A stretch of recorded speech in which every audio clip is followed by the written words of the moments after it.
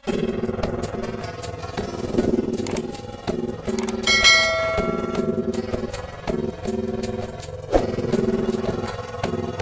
dan Ibu yang dimuliakan Allah, pada pagi hari ini kita akan lanjutkan kajian kita tentang hadis-hadis Rasulullah Shallallahu Alaihi Wasallam di dalam kitab Bulughul Maram, kemudian dijelaskan atau disyarah oleh Imam Ibnul Amir As-San'ani yang beliau beri judul kitab beliau Subulus Salam. Pertemuan yang lalu kita sudah bahas hadis Imran bin Husain radhiyallahu anhuma, bahwasanya beliau berkata, qala lin nabiyyu sallallahu alaihi wasallam, Rasulullah atau Nabi Muhammad sallallahu alaihi wasallam berkata kepada Imran bin Husain, shalli qa'iman, salatlah dengan berdiri. Fa illam tastati' fa qa'idan, tidak mampu, tidak bisa untuk berdiri, maka silakan duduk. Fa illam tastati' fa 'ala jamb, rawahul Bukhari. Duduk juga tidak mampu, maka dengan berbaring. Jadi Bapak dan Ibu yang dimuliakan Allah, hukum asal dalam sholat itu adalah berdiri. Selagi kita mampu untuk berdiri, maka berdirilah. Kemarin sudah kita bahas penjelasannya, bahwasanya berdiri semampu yang kita lakukan. Setelah kita berdiri ternyata setelah itu capek atau tidak mampu, maka boleh kita duduk, ya. Atau misalnya memang dari awal tidak mampu berdiri, maka silahkan. Dan orang yang tidak mampu di sini tidak mesti orang yang sakit, ya. Bisa saja kemarin kalau dia berdiri, dia misalnya muter-muter atau apa namanya bahasa ini ya, kalau puyeng itu ya. Jadi kalau dia berdiri itu terasa berputar ini masjid ini, misalnya. Atau dia di rumah, atau misalnya dia sholat di kapal, ya kan? Kapal itu yang tadinya jalan ke depan, setelah dia berdiri terasa berputar sehingga dia jatuh misalnya, maka diperbolehkan dia duduk. Maka di sini bimbingan atau panduan kepada kita bahwasanya lakukanlah salat itu semampu kita, gitu ya. Kita yang tahu, maka kita harus jujur dengan diri kita, harus jujur dengan Allah Subhanahu wa taala. Kalau masih mampu berdiri, berdirilah. Jangan lihat orang pakai tongkat, kita juga mau pakai tongkat misalnya salatnya, gitu ya, berpegang. Atau melihat orang duduk, kita juga ingin duduk. Rasa-rasanya tidak mampu, jangan pakai rasa-rasa, gitu ya. Selagi kita berdiri, maka berdirilah. Sampai saatnya, kalau misalnya contoh kita sholat berjamaah, ternyata bacaan imamnya biasanya maghrib itu tidak panjang-panjang. Ternyata maghrib ini agak panjang sedikit.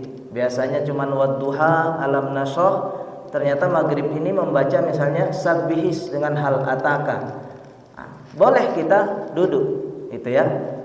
Semampu kita berdiri, setelah itu kita duduk. Baik Bapak dan Ibu yang dimuliakan Allah, kemudian kemarin sudah kita sampaikan juga bahwasanya tentang cara duduknya itu tidak disebutkan, boleh-boleh saja, walaupun ada perbedaan apakah duduk iftirash atau duduk tawarruk atau duduk bersila. Itu boleh saja kita lakukan, mana yang mampu, itu ya. Karena orang yang mampu misalnya iftirash, silahkan dia iftirash. Kadang-kadang orang kita suruh duduk bersila tidak mampu, ya. Dia hanya bisa duduknya iftirash, maka itulah yang terbaik untuknya. Walaupun kalau orang yang masih mampu melakukan tiga-tiga ini, ulama berbeda pendapat mana yang lebih afdol, apakah duduk iftirash atau bersila atau tawarruk. Kalau tiga-tiga duduk ini dia masih mampu, ya. Tapi kalau misalnya memang hanya mampunya duduk bersila saja Ustadz, berarti itulah yang terbaik untuk dia lakukan.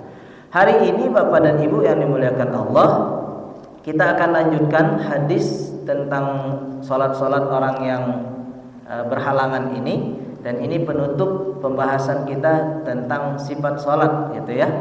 Insyaallah kalau masih ada waktu kita lanjutkan ke pembahasan berikutnya tentang sujud sahwi. Kalau tidak ada maka insyaallah kita lanjutkan dalam pertemuan berikutnya. Bapak dan Ibu yang dimuliakan Allah, hadis berikutnya itu hadis Jabir radhiyallahu anhu, anna Nabiyya sallallahu alaihi wasallam qala limaridin shalla ala wisadah. Dari Jabir ini bahwasanya Rasulullah sallallahu alaihi wasallam berkata kepada seseorang yang sholat. Jadi ada orang sakit, sholat dia di atas bantal. Shalla ala wisadah. Farama biha wa qala salli ala al-ardi in istata'ta. Jadi Rasulullah melihat ada orang sholat di atas bantal, kemudian disebutkan di dalam hadis ini Rasulullah ambil bantal itu, Rasulullah singkirkan. Kemudian beliau berkata, sholatlah di atas tanah kalau kamu mampu. Wa illa fa'umi ima'an. Kalau tidak mampu maka pakai isyarat, ya. Kemudian waj'al sujudaka akhfad min ruku'ika. Jadikan sujudmu itu lebih rendah dari ruku'.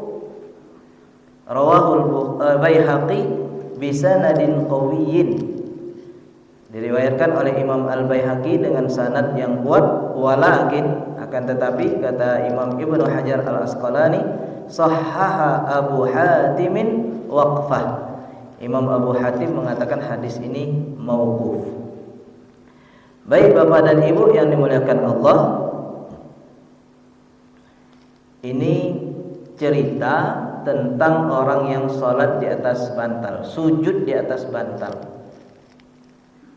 Ini tidak boleh, kata Rasulullah di hadis ini, diambil oleh Rasulullah bantalnya, sujud di atas tanah gitu, atau di atas tempat sujud, ya. Kalau di bahasa di sini alal ard, di atas tanah atau bumi gitu ya.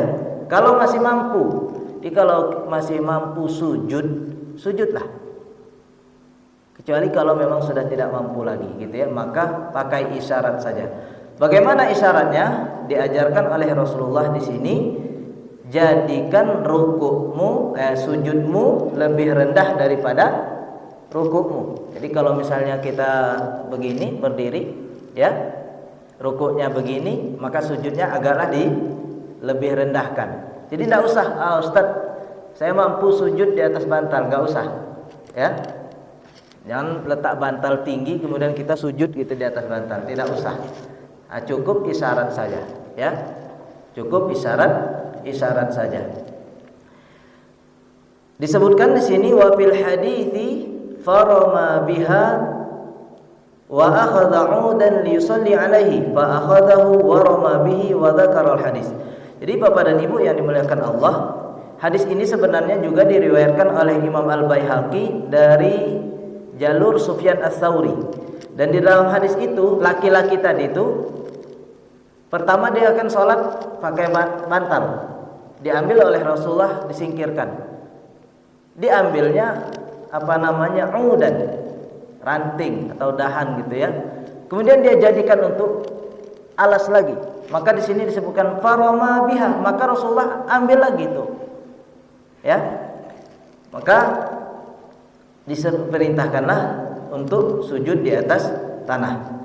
Wa qala al-Bazzar la yu'raf ahadun rawahu an Ats-Tsauri ghairu Abi Bakar Al-Hanafi. Walaupun menurut Imam Al-Bazzar bahwasanya enggak diketahui bahwasanya ada yang meriwayatkan dari Imam Ats-Tsaur kecuali Abi Bakar Al-Hanafi. Baik, kemudian dalam hadis ini dalilun ala annahu la yattakhidul maridu ma yasjudu alaihi haitsu ta'azzara sujuduhu 'alal ard. Wa qad arsyadahu ila annahu yafsilu baina ruku'ihi wa sujudihi. Baik. Sangat jelas Bapak dan Ibu dalam hadis ini. Mungkin kita akan berpikir, Ustadz saya tidak mampu lagi sujud di atas tanah. Tidak mungkin lagi, ya. Mampunya hanya semampu saya. Maka kita ambil bantal misalnya, atau mungkin kasur kita letakkan di atas tempat tinggi. Dengan harapan bahwasanya kita itu ingin menempelkan ini, gitu ya, supaya kita tetap dihitung sujud, gitu. Maka di hadis ini, ya, dalilun ala annahu la yattakhidul marid ma yasjudu alaihi. Jadi tidak usah kita mengambil sesuatu, ya. Dan ditunjukkan oleh Rasulullah caranya bagaimana. Kalau memang kita nggak mampu lagi untuk sujud, maka arsyadahu ila annahu yafsil baina ruku'ihi wa sujudi. Jadi kata Rasulullah, ya cukup dengan isyarat dan dibedakan antara sujud dengan ruku' itu kadar rendah tingginya. Di ruku' lebih tinggi, kemudian sujud lebih rendah. Wa yaj'al sujudahu akhfad min ruku'ihi. Jadi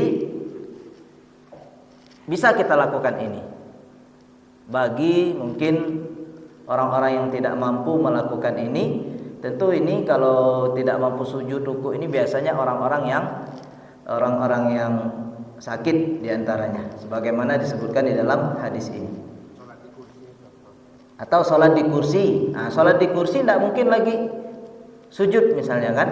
Maka berkaitan dengan sholat di kursi, sebenarnya Ustadz mana yang bagus? Duduk di lantai atau di kursi?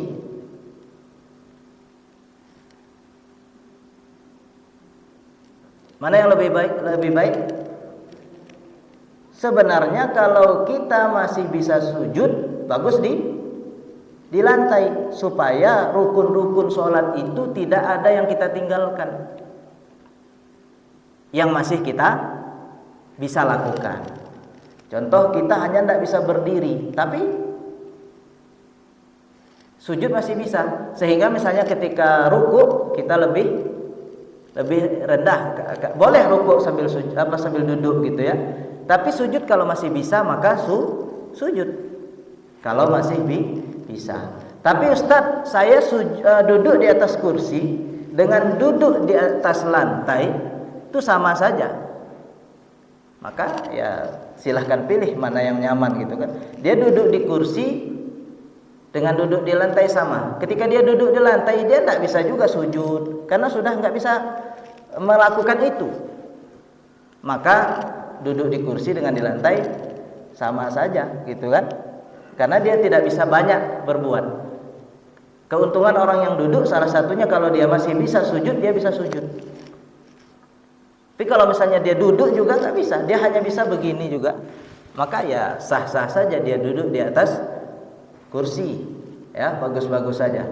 Maka ini perlu kita pahami Bapak dan Ibu. Ya Ustadz dulu ketika masih kuliah agak diskusi dengan dosen tentang sholat orang yang duduk ini. Apakah di kursi atau apakah iya orang yang hanya tidak bisa berdiri kemudian duduk di atas kursi, padahal dia masih bisa ruku misalnya, atau dia masih bisa sujud gitu. Kadang-kadang kita lihat ada orang yang sholat di atas satu kaki. Ya Bu ya, pernah lihat Bu ya? Di atas satu kaki dia berdiri, satu juz mampu dia. Gitu ya. Nah, karena kecelakaan sehingga kakinya misalnya yang satunya harus dioperasi misalnya, gitu ya. Jadi berkaitan dengan orang-orang yang duduk di atas kursi, ya tentu dia tahu kondisinya masing-masing. Bukan tidak boleh, boleh-boleh saja, sah-sah saja, gitu ya. Di sini,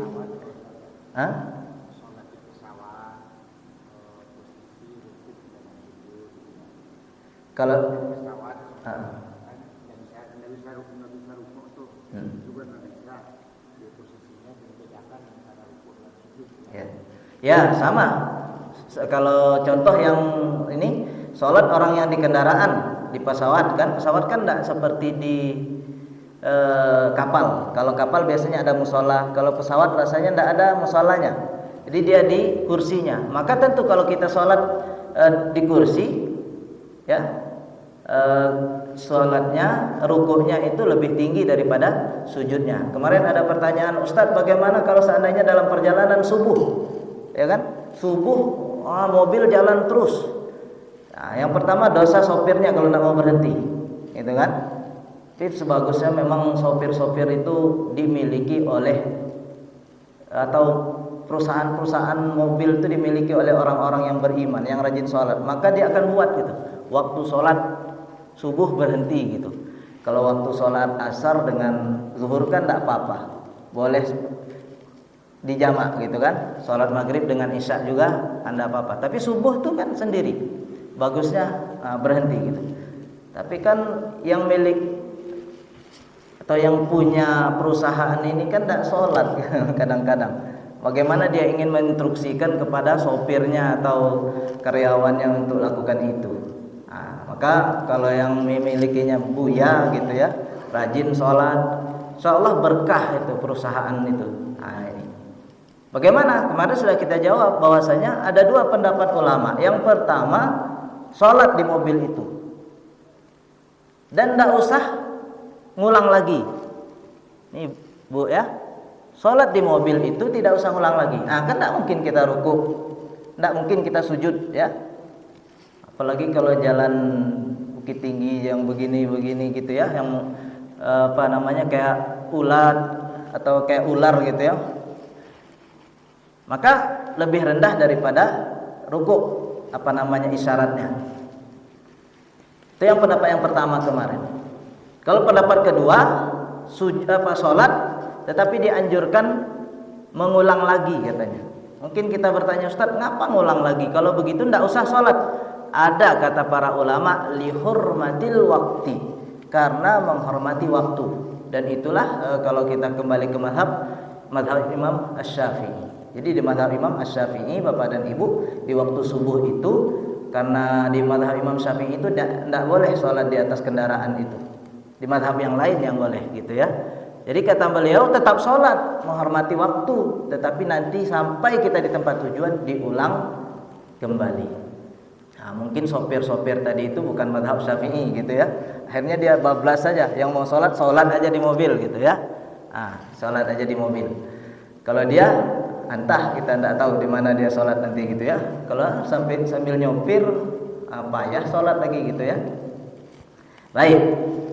Terima kasih Ustaz Nasbin mengingatkan. Jadi Bapak dan Ibu yang mungkin perjalanan ke Mekah ya di pesawat, boleh sholat di pesawat, Ustaz, boleh ya.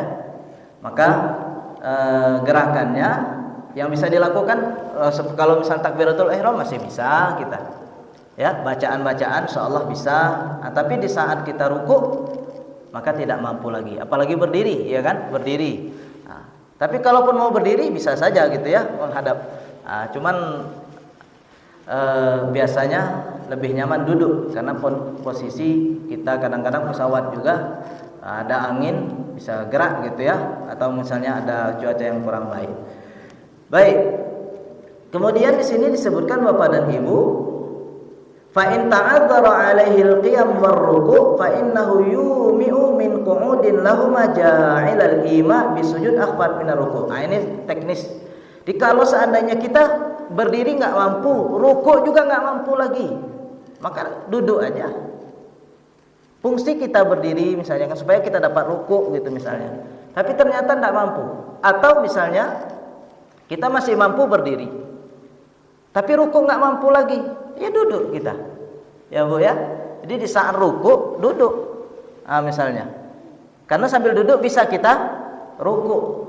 Maka sebenarnya pembahasan ini singkatnya, apa yang bisa kita lakukan dari rukun-rukun itu kalau bisa jangan ditinggalkan, karena itu adalah rukun gitu ya. Kemudian dilanjutkan, aulam yata'azzar alaihil qiyam fa innahu yumi'u liruku' min qiyamin, tsumma yaqud wa yumi'u lisujud min qu'udin. Jadi teknis pertama, ada orang tidak mampu berdiri, tidak mampu lagi ruku', maka dia duduk, ya. Salat langsung duduk. Langsung duduk. Karena dia berdiri aja tidak mampu. Terus rukuknya, sujudnya, maka dia duduk. Ada orang yang kedua, lam yata'adzar alaihil qiyam. Dia mampu berdiri. Fa innahu yumi'u liruku' min qiyamin. Nah, kalau dia masih mampu berdiri, kemudian masih mampu untuk memberikan rukuk dalam keadaan berdiri. Ibaratnya kalau kita berdiri itu kan, kalau rukuk yang normal kan harus begini, Bapak Ibu ya. Tetapi kadang-kadang karena dia sakit, dia bisa berdiri, rukuknya tidak bisa begitu. Dia hanya bisa isyaratnya begini misalnya. Maka dia lakukan. Jadi berdiri, kemudian rukuknya begini saja. Ya, karena dia tidak mampu lagi turun, gitu ya. Ini teknis yang kedua. Tsumma yaq'ud wa yumi' lisujud min qu'udin. Kemudian dia duduk setelah itu. Setelah dia duduk, dia tidak mampu sujud. Maka dia lakukanlah sujud itu dengan isyarat yang lebih rendah daripada rukuk tadi. Kalau rukuk misalnya segini, maka dia turunkan sedikit. Kalau misalnya dia paling polnya begini rukuknya, sujudnya, maka rukuknya agaklah dia tinggikan sedikit gitu ya. Jadi diperkirakan rukuk itu lebih tinggi daripada sujud, atau sujud lebih rendah daripada rukuk gerakannya. Kemudian waqila fi hadhihi surah yumi'u lahuma min qiyamin yaq'ud litasyahhud. Ya, ada juga yang mengatakan bahwasanya kalau seperti ini keadaannya, maka hendaklah dia, teknis yang ketiga ya. Yang pertama tadi kan tidak mampu, maka langsung duduk. Yang kedua masih mampu melakukan berdiri, kemudian rukuk tetap masih berdiri, kemudian duduk sujud. Karena tidak mampu sujud, dia tetap memberi isyarat, kemudian langsung tahiyat, tasyahud. Yang ketiga ini orangnya mampu dia lakukan kedua-duanya, hanya berdiri gitu, boleh. Jadi dia saat berdiri itu dia mampu lakukan rukuk kemudian sujud. Duduk dia langsung tasyahud. Ini qilah gitu ya. Tapi kalau qilah dalam ilmu hadis itu tidak dianjurkan karena dia sighah tamrid gitu ya. Nah. Maka Bapak dan Ibu yang dimuliakan Allah, dan diantaranya juga ada yang mengatakan bahwasanya yasqut anhul qiyam wa yusalli qa'idan. Nah, ini yang banyak dilakukan. Jadi kalau memang tidak mampu Bapak dan Ibu, ada yang mengatakan udahlah kalau sudah nggak mampu duduk saja dan sholat dengan posisi duduk. Nah, ini bapak-bapak, ibu-ibu yang sering kita lihat. Tetapi pada hakikatnya ya, sebaiknya jangan juga mempersulit diri sendiri.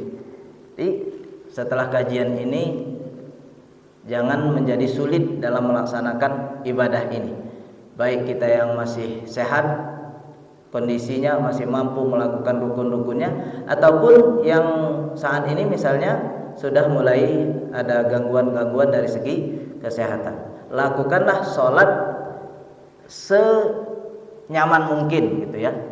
Dan usahakan rukun-rukun itu masih bisa kita lakukan, yang dapat kita lakukan. Jadi ketika kita misalnya mampunya hanya duduk, nah maka silahkan duduk.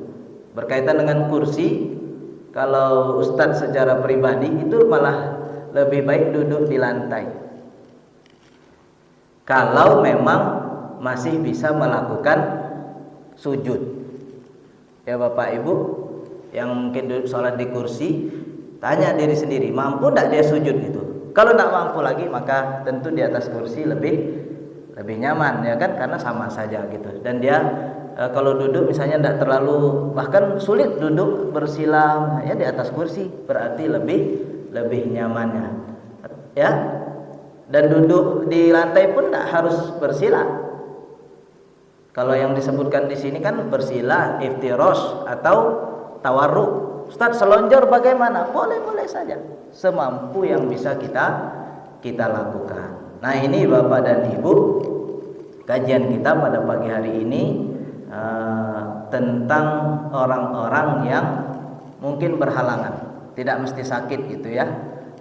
Tidak mesti sakit, tetapi mungkin ada hal-hal yang menghalangi kita untuk melaksanakan gerakan-gerakan ini. Seperti misalnya orang yang dalam perjalanan di pesawat tadi atau di mobil, bagi yang membolehkan sholat di mobil atau di pesawat, tentu ini juga keringanan gitu ya. Atau misalnya orang-orang yang seperti tadi ada gangguan-gangguan. Kalau dia berdiri misalnya dia merasakan puyeng atau pusing kepalanya. Atau mungkin orang yang sedang di penjara misalnya, kadang-kadang kalau dengar, Ustaz belum pernah lihat tapi katanya ada penjara itu, ini mungkin Pak In yang paham gitu ya, berdiri aja nggak bisa kita. Jadi di dalam itu hanya kita bisa duduk. Jadi kalau kita angkat begini udah gitu. Nggak, lebih parah kalau misalnya kita sholat begini kan, berapa lama kita bertahan. Artinya kita nggak bisa berdiri sempurna, setengah misalnya begitu. Maka orang-orang yang dengan kondisi-kondisi seperti ini, hadis-hadis ini tentu sangat memudahkan. Dan kita pahami Bapak dan Ibu, agama kita tidak mempersulit, tapi kita mempersulit gitu ya. Mau sholat banyak alasannya, tidak bisa wudhu, tidak bisa ini gitu kan. Padahal orang yang tidak bisa wudhu pakai tayamum. Di pesawat misalnya, di bis, di mobil, kalau kita tidak ada air, pakai yang bisa kita gunakan. Atau misalnya kadang-kadang kita di mobil itu kan, apalagi sekarang travel pesawat itu mesti disediakan air, ya kan? Satu botol air itu insya Allah cukup untuk berwudu sebenarnya. Kalau kita ini berwudunya kayak mandi gitu kan. Jadi kalau kita punya satu botol, mungkin botol sajwa ya, karena kita sebut produk yang ini nanti lagi ya, yang 600 mililiter itu kan, 600 itu cukup untuk wudhunya Rasulullah dulu itu. Entah kita muka aja nggak cukup. Jadi itu bagaimana wudhu kita. Seharusnya dengan air yang satu botol itu bisa kita gunakan untuk wudhu. Kalau seandainya kita tidak menyebabkan setelah itu kehausan. Rasa-rasanya kan tidak ada Pak ya. Kita habis berwudhu menggunakan air yang satu botol kita beli atau yang sudah disediakan oleh perusahaan itu, kita gunakan untuk wudhu, kemudian kita sholat, itu kan tidak mengganggu rasanya. Karena tidak lama kemudian kita sampai tempat tujuan dan bisa beli air atau minum dengan gratis di mana tempat kita yang kita tuju tadi. Demikianlah, mudah-mudahan bermanfaat dan memberikan tambahan ya wawasan bagi kita. Ya, kita tidak berharap Bapak dan Ibu di masa-masa tua misalnya atau dalam kehidupan kita ini kita mengalami fase-fase tidak atau kurang mampu melaksanakan gerakan-gerakan sholat yang sempurna. Kita tidak menginginkan itu, tetapi Allah Subhanahu wa Ta'ala sangat paham dengan kondisi kita, sangat paham dengan diri kita. Maka ada orang-orang yang diuji oleh Allah Subhanahu wa Ta'ala. Tetapi hebatnya kalau dia diuji dengan hal-hal seperti itu dan terus tetap melaksanakan ketaatan kepada Allah, mudah-mudahan Allah Subhanahu wa Ta'ala sudah siapkan baginya surga. Jadi kalau kita misalnya Bapak dan Ibu, Masya Allah ini ada apa-apa kita dengan kondisi begitu masih berusaha ke masjid. Kadang-kadang ada orang kalau udah malas gitu ya. Itu mudah-mudahan surga sudah disiapkan oleh Allah untuk mereka-mereka yang mendahulukan Allah dari kehidupan-kehidupan atau kesenangan-kesenangan dunia ini. Demikianlah kita akhiri pertemuan kita pada pagi hari ini, pada subuh yang berkah ini insyaallah, dengan ucapan doa kafaratul majlis. Subhanakallahumma wa bihamdika asyhadu an la ilaha illa anta astaghfiruka wa atubu ilaik. Sallallahu ala nabiyyina Muhammad wa ala alihi wa sahbihi wasallam. Assalamualaikum warahmatullahi wabarakatuh.